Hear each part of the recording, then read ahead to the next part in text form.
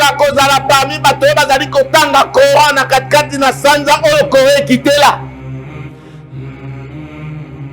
Et parmi ma grâce oyo Allah subhanahu wa ta'ala asali biso ezali ete apesi biso santé nzoto kolongono po ete tozala parmi bato oyo tozali bazala basaimu.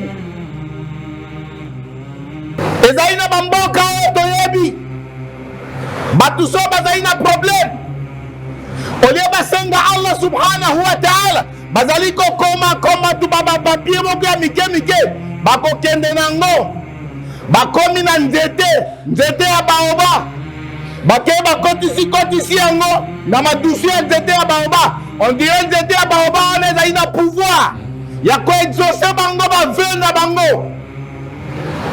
Ishirku billah ozali koasocie nzambe na eloko mosusu e okoti na Ramadan ndenge wana sans pour autant kosala tauba otiki osali jamais repentance sincère. À ce moment-là yo koloba kene yo ozosala siyam Ramadan ozali du nombre ya bato Ramadan ti ndenge ye ezali kopesa yo au revoir okozwa bolimbisi ya masumu te. Tango yo kozongaka na ndako na yo parce que yo batikela au pouvoir ancestral yo za chef coutumier mo problème moke esalemi okei koningisa nzungu na yo bapesaki yo na mboka po ete epesa yo pouvoir to po elongolela yo baproblème ezali koyola yo. Mushrikum billah ozali kosala shirki billah.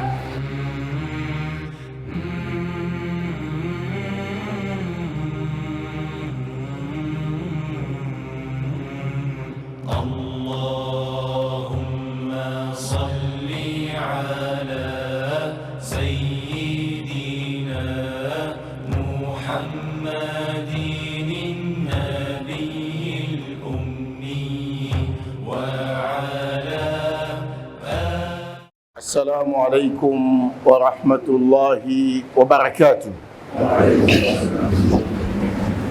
الله أكبر الله أكبر الله أكبر الله أكبر. أشهد أن لا إله إلا الله. أشهد أن لا إله إلا الله. أشهد أن محمدا رسول الله. أشهد أن محمدا رسول الله. حي على الصلاة. حي على الصلاة.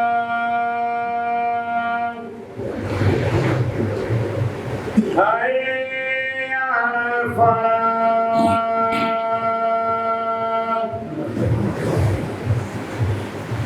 حي على الفلاح.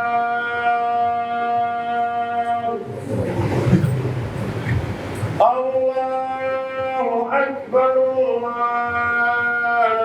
الله أكبر.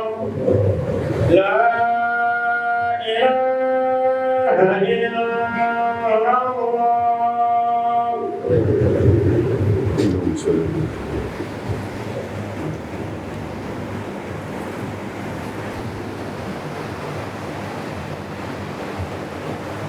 الحمد لله أول بلا بداية.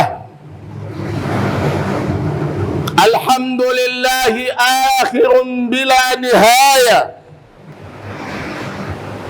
الحمد لله على العرش استوى.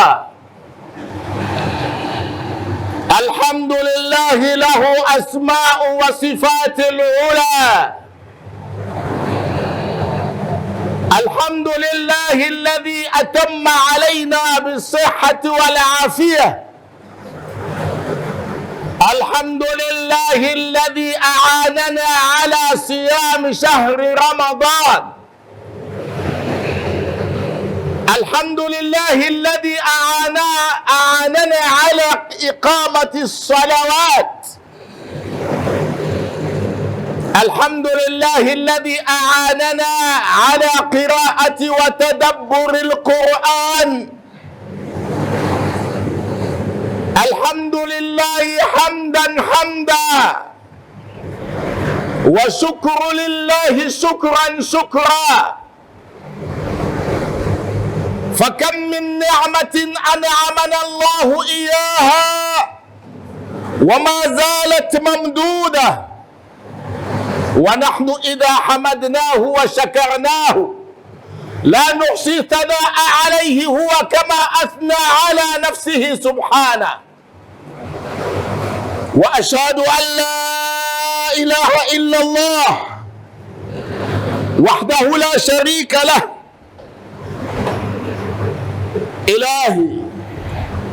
إلهي لا تعذبني بالذي قد كان مني، وعفوك إن عفوت وحسن ظني. إلهي فكم من زلتي لي في البرايا، وأنت علي ذو فضل ومن. إذا فكرت في ندمي عليها عددت أناملي وقرعت سني. يظن الناس بي خيرا وإني لشر الخلق لولا أن تعفو عني. أجن بزهرة الدنيا جنونا وأفني فيها العمر بالتمني.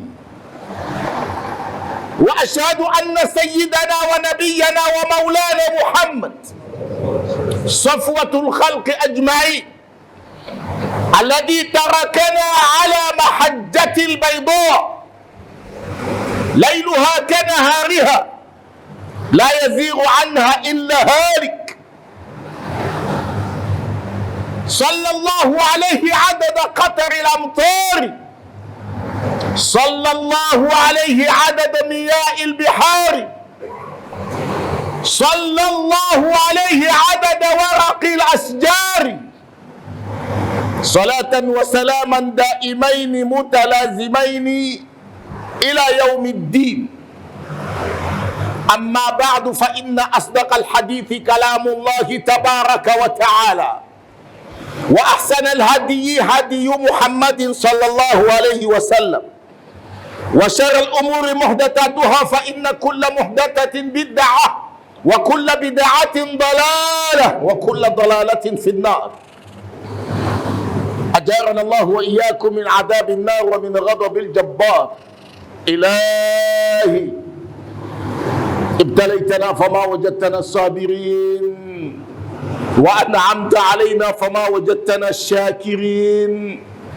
فلا أنت زدت البلاء لقلة صبرنا، ولا أنت رفعت النعمة لقلة شكرنا. إلهي ليتك تحلو والحياة مريرة، وليتك ترضى والأنام غضاب، وليتك الذي بيني وبينك عامر، وما بيني وبين الكافرين خراب.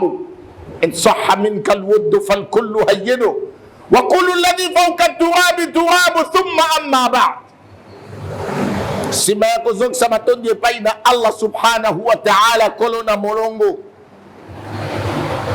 oy wasali biso grâce ebele oto ko iko dénombré yango te. Et parmi ma grâce oyo Nzambe asali biso na moment oyo ezali grâce ya biso tozalaka parmi batu oyo tozali kosala siyam ya sanza esantu ya Ramadan. Et parmi ma grâce, Allah subhanahu wa ta'ala zali ko permettre biso tokoka kozala parmi bato bazali kotanga Coran na katikati na sanza oyo kowe kitela.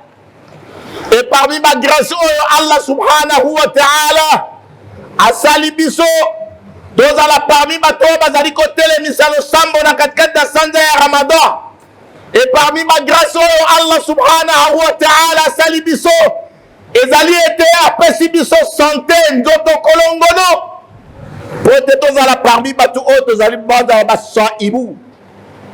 bato bazali kosala siya esengeli na biso ya solo tozala koremercier Allah subhanahu wa ta'ala na remerciement na biso epai na Allah ekobakisela ye eloko moko te na kibokonzi na ye na koboya koremercier Allah kozala reconnaissant envers ye ekodiminuer moko te eloko moko te na katikati na kibokonzi na ye mais ezali toute une obligation que biso tozala na reconnaissance envers Allah subhanahu wa ta'ala totondi ke tozali kotatola ete nzambe mosusu azali te oyo esengeli biso na bino tozala kosambela ye na solo kaka nzambe moko mozalisi ya likolo na se mpe totatoli ete prophète sallallahu alayhi wa sallam azali moumbu na nzambe mpe motinda na ye nzambe atindi ye na mokili po ete alongola biso na molili alakisa biso nzela ya mwindo oyo komene biso tina katikati na lola kimia ya nzambe mpe oboti ya nzambe ezala te ya prophète Muhammad sallallahu alayhi wa sallam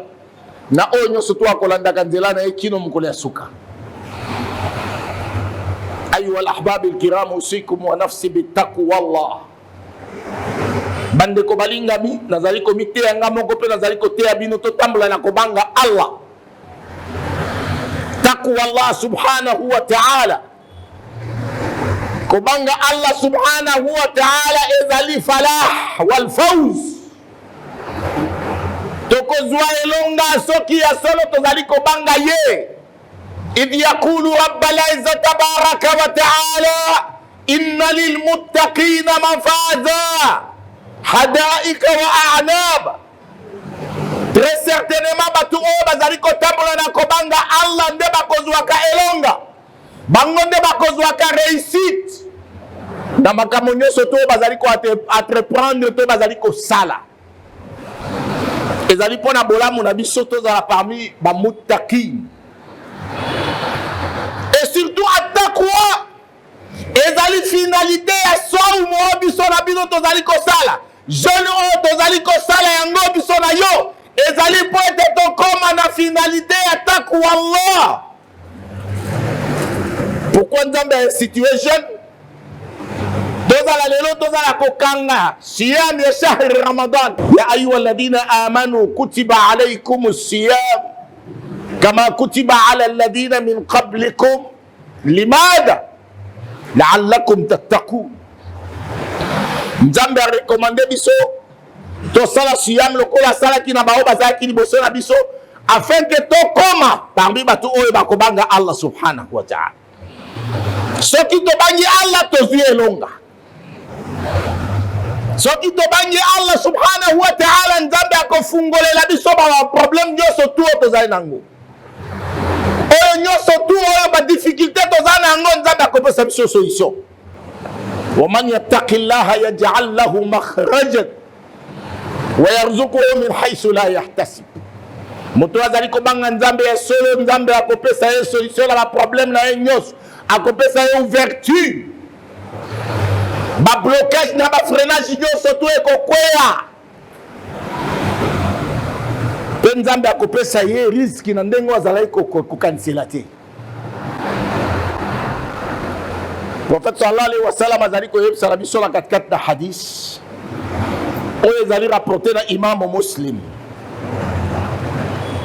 عن أبي هريرة رضي الله تعالى عنه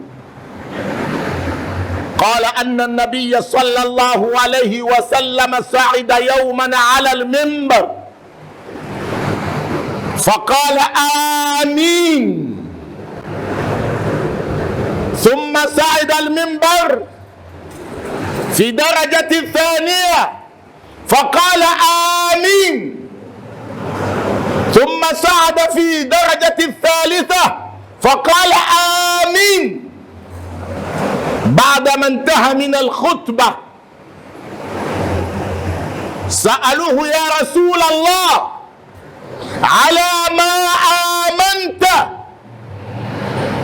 Prophète sallallahu alayhi wa sallam ayena mukolo ya juma aye amatina mimba amatina escalier liboso atelemi wana alobi amin na nsima na yango amati su na escalier mibale ntango amati na escalier mibale alo atelemi wana alobi amin na nsima na yango aye kobata na escalier ya misato parce que mimbari ya prophète Muhammad sallallahu alayhi wa sallam ezalaki na 3 niveaux moko mibale misato.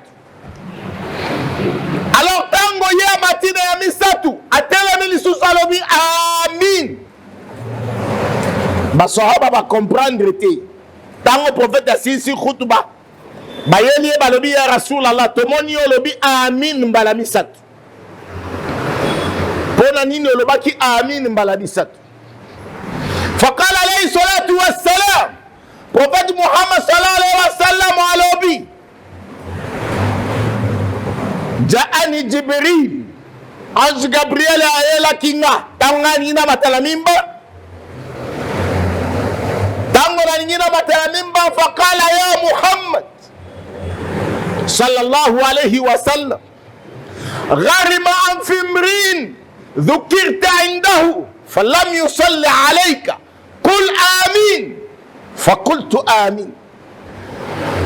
Muhammad, malheur ezali na moto oyo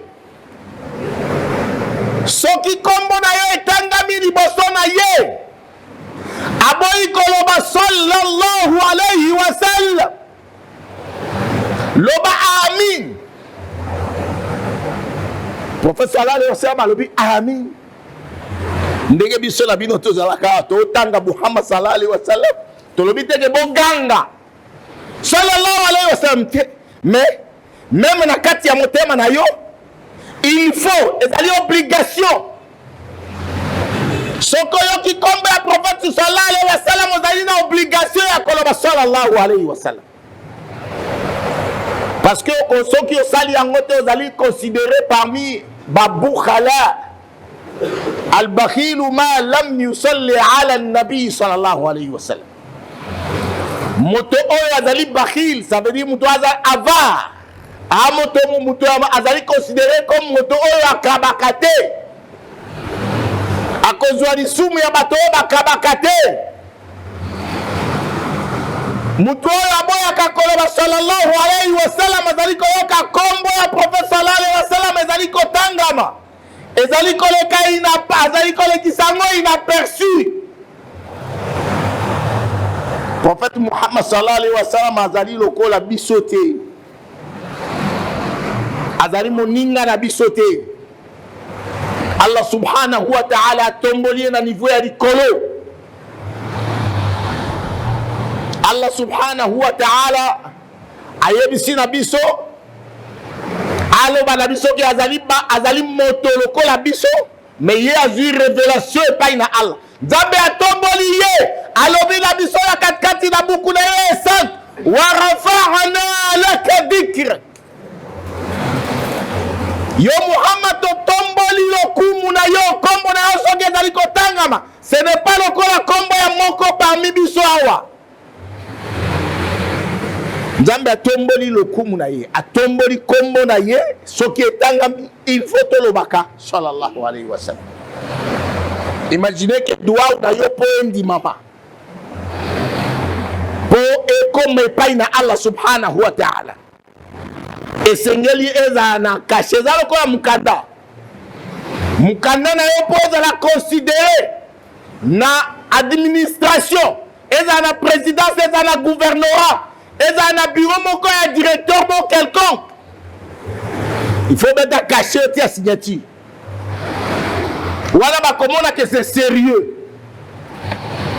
Ndenge moko na badua una biso tozo salaka soki ezali na caché na signature te ekotepa kaka likolo na caché na signature ezali koloba na suka ya dua to na ebandeli ya dua wa salatu wa salamu ala Muhammadin wa alihi wa sahbihi wa sallam au bi wa sallallahu ala sayyidina Muhammad wa ala alihi wa sahbihi wa sallam.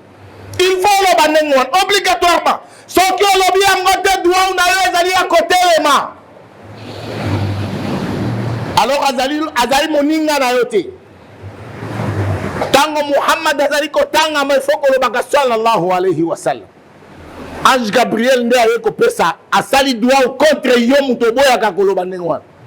غير ما أنف امرئ ذكرت عنده فلم يصلي عليك قل آمين. Prophète Muhammad sallallahu alayhi wa sallam alobi fakultu amin. Le prophète nde andimaki dua wana keno ezala ndenge wana. Asuki wana te a continuer na deuxième escalier. alobi gharima anfi mri'in dakhala alayhi shahru ramadan hatta kharaja falam yughfar lahu. Malheur, khaba wa khasira. Malheur ya solo asali perte munene. Man ya Rasul Allah alladhi dakhala alayhi shahru ramadan. Ramadan yango ya kilelo to komi na katikati ya Ramadan. Ti Ramadan bingi ko pesa au revoir. Falam yughfar lahu. A bénéficier na pardon ba péché na yete. Nzambe aletina kolimbisa yete. Pona nini alimbisa mite? Parce que azali ko respecter mi beko ya siyam te. Imaginez que yozo sala siyam ozali mushrikum billah. Osakisa Nzambe na eloko mosusu. Ozalaka moto ya ba science occulte.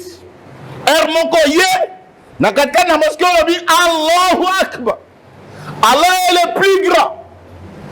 Mais moko ke na loge.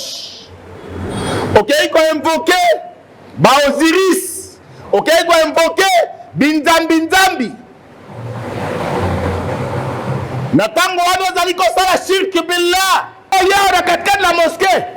Oye olobi Allahu Akbar. Tango yo kozonga kana ndaku na yo. Parce que yo batikela au pouvoir ancestral. Yo za chef coutumier. Mon problème ke salemi. Ok ko ningisa nzungu na yo bapesa ki yo na mboka. Po te pesa yo pouvoir. To po elongolela yo ba problème ozali ko yela yo. Mushrikum billah. Ozali ko sala shirk billah. Ezaina bamboka o toyebi. Batu so bazali na problème. Olie basenga Allah subhanahu wa ta'ala. Bazali ko koma tu baba papier moko ya mike. Bako kende nango. Bakomi na nzete ya baoba. Bake bakotisi yango. Na madusu ya nzete ya baoba. On dirait nzete ya baoba on ezali na pouvoir. Ya ko exaucer bango ba vena bango. Ishirku billah. Ozali ko associer Nzambe na eloko mosusu. Et au côté na Ramadan ndenge wana sans pour autant ko sala tauba. Otiki ko se osali jamais repentance sincère. À ce moment-là yo ko loba ke yo zo sala socia mais Ramadan. Ozali du nombre ya bato Ramadan tinenge ye. Ezali ko pesa yo revoir. Okozwa bolimbisi ya masumu te. Et il y a parmi les musulmans, les lois sont gardés un problème. To basi na katika na mabala na bango. So gardés un problème. Ake pa ya mama moko boya la beta ka banzeke. Abete le zeke atale le makamuneza ndengeni. Libaya neza ndengeni. To ba ke pa ina ba voya. Ba ke ne kotai la bango problème na bango ya bomo ina bango za ndengeni. Soki yo muto okende kotala voyant okende ke pa na ba féticheur ba marabout ozali kokende pa na bango po bakende kobimise babala lobela ba kapo ya vie na yo. Prophète Muhammad sallallahu alayhi wa sallam azali plus que clair là-dessus. Man ataka hinan aw arafat fasaddaqahu bima yaqul faqad kafara bima nuzila ala Muhammad sallallahu alayhi wa sallam. Mutu oyo akeye pa ina mambi kudi. Moto oyo akeye pa ya mama na betisa kabazeke. Moto oyo akeye epa ina bavoya babarabu banganga. Ba féticheur ba charlatan. Soki yo akeye pa ina bango. Kotuna tuna bango makambo. Koluka kisi ya chance. Koluka kisi ya pouvoir. ya mwasi alingi keno ye moko ne atika na libala baninga ne bamona na te mobali amona kaka ye bapesi babikila kila latango na loketo po yango ne kosala te obotaka bamosu babota te tolata bague oyo ekopesa yo pouvoir soki yo ozali na biskilakila ya lolenge wana siyamu na yo ezali ozali kosala ozali kokufa nzala ya pamba elobi toba Muhammad sallallahu alaihi wasallam alobi rubba saim la hadda lahu min as-siyam illa al-ju' wal 'atash. Parfois komona mutu azali ko jeûner, parfois komona mutu azali ko kanga jeûne, azali ko kanga sanza ya Ramadan, mais kokanga na ye wana eko rapporter eloko ata bongo te kaka nzala ya pamba na posa ya mai, parce que azali na babiloko oyo ezali kobebisa siyam na ye. Condition ya liboso po yo kanga siya, condition ya liboso po yo ozala kosala siya, labuda an takuna musliman, esengeli ozala musulman. Et tango balobi ozala musulman, ça veut dire ozala mustaslimun lillah, lianna l'islam huwa l'istislamu lillah bitawhid. Ose soumettre na bomoko banzambe oyeba ete moko te akoki kolongola molimo kaka nzambe, oyeba ete batiaka eligia kaka epai na nzambe, oyeba ete oyo apesaka riski aleisaka ezali kaka Allah, oyo abatelaka ezali kaka Allah, ezali te pentacle oyo bapesi yo po tiango na loketo to tiango na maboko na yo nde ekoprotege yo. À ce moment là, les musulmans qui ont ça la sienne. Donc là, qui la fois passée, en tant que nous avons dit, aïe waladina amanu, aniga lo ba musulman. Parce que ce qui nous avons dit, al iman, sans que lo la islam. Islam est allé inclus na place one. Mais ce qui a dit islam, peut a dit iman le kola la hadith ya Jibril, wana e kabwani. Iman ezali iman pe islam ezali islam. Alors wana ezali élément moko très très capital. Il faut être d'abord musulman. Mais ceux qui ozali nganga, ozandoki. Bapesa yo ki doki ya famille na bino, yondo garda kanzungu singawana, yondo zana ngona katika na famille, ndoki. Asabi. Parmi ba masumi ya minene. Soki yo zali ndoki siyamu na ezate nzamba koyamba siyamu na yote Ramadan ekoyati ndenge kokende otikalika ndenge wana okolimbisa bana masumu te. Alors ba yebisi na prophète Muhammad sallallahu alaihi wasallam yebisa na bango yebisa dima amin, prophète pe andimi amin. Élément moko très très important na ngina lobela makambo etali swala. As-swala ndekolanga musulman. Prophète sallallahu alayhi wa sallam alobi ra'sul amri as-sala wa imadu aw ra'sul amr al-islam wa imaduhu as-sala. Alobi likambo ya motuya na katikati na ezali islam yango nde eza mama ya likambo na katikati na religion na biso, na likondi ya religion na biso oyo ezali kotelemisa religion mobimba ezali asala. Pilier ya monene oyo ezali kosimba religion na biso ezali asala wa amuduhu asala. C'est ainsi que boyokaka mingi elobamaka as-salatu imadu din. Sala yango nde ezali pilier ya religion. Faman aqamaha faqad aqama din. Moto oyo azali kotelemisa sala nde azali kotelemisa din. Waman tarakaha faqad hadama din. Moto oyo atiki sala azali koboma din. billahi alaykum, est-ce que basi na biso basambela na kati na sanza ya Ramadan ou bien bazalaka wana mpona kolambela biso bapotopoto, balambela biso baloso bamisuni, balambela biso bati po biso tosepela. Mokolo moko te tosi toya na ndaku na siame ya Ramadan toye kotuna mwasi soki asi asambeli 5 prières. Mais la première des choses, soki toye kaka, est-ce que potopoto eza prêt? Est-ce que olambaki fondé? Est-ce que olambaki loso? Est-ce que olambaki olambi ti tina nga wana nalingaka? Swala tookipe swala te. Swala oyo prophète sallallahu alayhi wa sallam azwaki yango min fawqi sab'i samawat. Eza te ange nde akitaki mpo apesa swala. La révélation ya swala. Swala ezwamaki na likolo, ezali likondi ya likolo, yango nde etemisaka dini. Soki swala eza te, dini eya te. Siko soki dini eza te,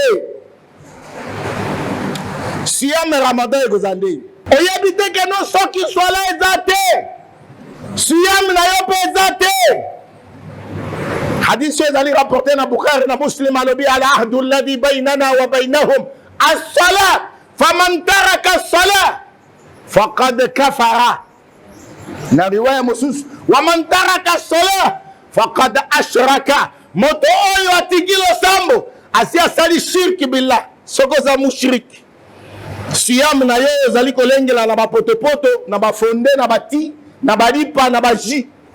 Siyam na ezani ozali di nombre o prophète sallallahu alayhi wa sallam na matina mimbar que malheur na moto oyo Ramadan ekoyela eti ndenge ezali kokende atikali ko bénéficier na ngote akozwa lifuta na ngote. Totele misalo sambo na katikati na bandako. Nzambe alobi na surati Taha, wa'mur ahlaka bis-salat wastabir alayha. Recommande ta famille la prière. To recommandaka bana na biso bakende kotanga. Est-ce que okende na classe ya mundele soki akei te obeti ye oboyi kopesa ye biloko, mais soki aboyi kosambela otiki ye. Mwasi na yo na katikati na ndako asambelaka te. Ezali na baulama balobi tariku sala la yuzawaj wala yughassal wala yukaffan wala yudfanu fi maqabir almuslimin wala yurath. Moto atika lo sambo asambelaka te, babalisaka ye te.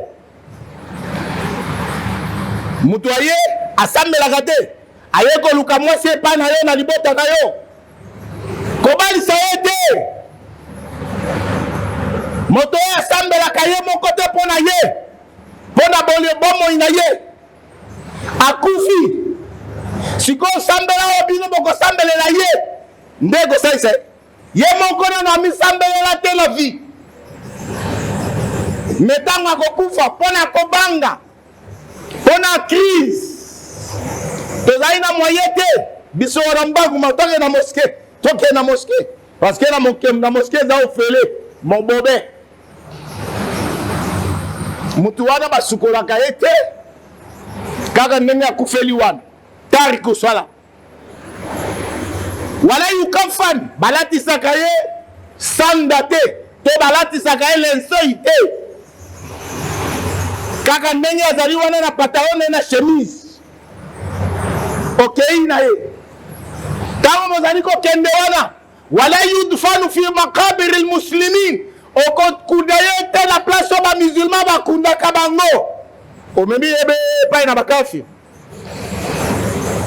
Wala ndenge baulama bazali koyebisa biso la moto etali tariku sala. Bamosusu balobi no tariku sala eza nango ka lisumu parce que eza ka négligence. Mais négligence yango Nzambe alobi na katikati na Coran alobi fawailun lil musallin. Wail ezali wadu fi jahannam. Wail ezali vale moko na katikati na moto ya jahannam. Alors libulu wana ya moto ya rifere kozala spécialement pona bato oyo bazalaka kobosana bosana ngonga ya losambo ko négligé alladina hum an salatihim sahun. On ndimi na yo zala parmi bato bakokoya bakotika na katikati na we, ou bien ndimi yo zala parmi bato oyo situation jugement na bango zoyeba na te, statut na bango zoyeba te, baokende baza bato ya moto, baza bakafiru be baza ba musulman. Swala au prophète sallallahu alayhi wa sallam alobi yango avant kufa as-sala. Très capital. Siyam na yo sans swala ezana tina mon côté. Deuxième pilier. Le prophète sallallahu alayhi wa sallam alaksi biso ezali swala. Siyam est na 4e position. Mais tozali kolenge la 4e position, tozo tika swala. Ezali le mon côté très capital, c'est pas pour rien prophète sallallahu alayhi wa sallam alobi Ramadan eko yata ndenge eko kende epa na eko sala eloko te ako bénéficier na eloko te ya misatu prophète sallallahu alayhi wa sallam amati aj Gabriel ayebisi na ye alobi rarima anfi mri'in adraka abawayhi ala al-kibar ahaduhuma aw kilahuma falam yudkhilahu al-janna khaba wa khasira, malheur perte ekozala na moto oyo azali na maboti na ye mibale bakomi mikolo, ou bien soit moko asi akufi azali orphelin de père ou bien de mère, moko akufi atikali na moko bakomi deja mikolo. Tango bazali mikolo wana, mais le fait qu'il y ait kozana ba parents na ye wana esalisi ete po azala parmi bato bakokota na lola ya Muhammad sallallahu alayhi wa sallam loba amin. Muhammad alobi amin. Biso bato tozali na ba papa na biso bazala na bomoi, ou bien tozali na ba mama na biso bazala na bomoi. Comment est-ce que tozala ko traiter ba papa na biso na ba mama na biso? Comportement na biso vis-à-vis ya ba maman na ba papa na minute oyo na katkat na biso tosi tosombeli deja basi na biso ba bilamba ya idie ezana ba misu basi basombi deja ba camion soti ya idie esili, mais tosi tosomba ba maman na biso oya ba maman za inshallah inshallah maman inshallah, mais moi si deja maman otiena pembeni Damo sou maman zali komema na ba hôpital ya Pampamba soki abeli, mais moi si faut me na 50. Damo sou moi so zali kolambe o zali koyela biloko ya so ya bien ya kolia, mais maman pona kolia ka ba matembele ba Thomson yo na ngai ngana yo to kolembana te kaka yango nyazo tourna kanango. Tozali ko traiter ba maman na biso na ba papa na biso mabe, et tozali na katika na sanza ya Ramadan. Est-ce que Nzambe ako sepela na biso? Ramadan tozali ko sala ezali na esika moko na katika na lola benga ngo Rayyan. Na Rayyan babun fil jannah, inna fil jannati la babu la yadkhuluha illa as-sa'imun. Na katikati na paradis ezali na porte moko kaka bato bazali kosala siyam nde bakotaka yango. Chai na prophète sallallahu alayhi wa sallam alobi la yadkhulu al-jannata qati'ar rahim.